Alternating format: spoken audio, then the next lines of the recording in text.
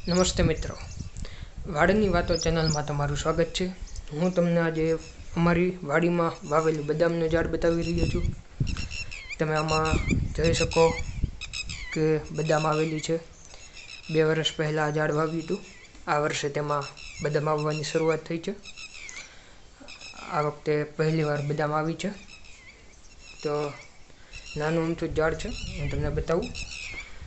Ready, આખું જો નાનું અમથું છે।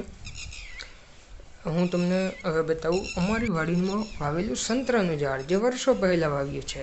તો જોઈ શકો છો, આ છે અમારી વાડીમાં વાવેલું સંતરાનું ઝાડ।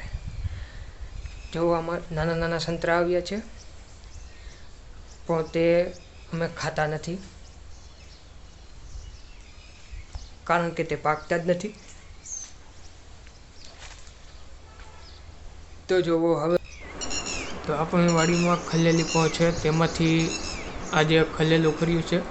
હું તમને બતાવું અત્યારે ખલેલી, હું તમને કાલે બતાવીશ। આપણે કાલે જોઈશું, આજે ખલેલું જોઈએ। આવડા ખલેલા બધા થઈ ગયા છે।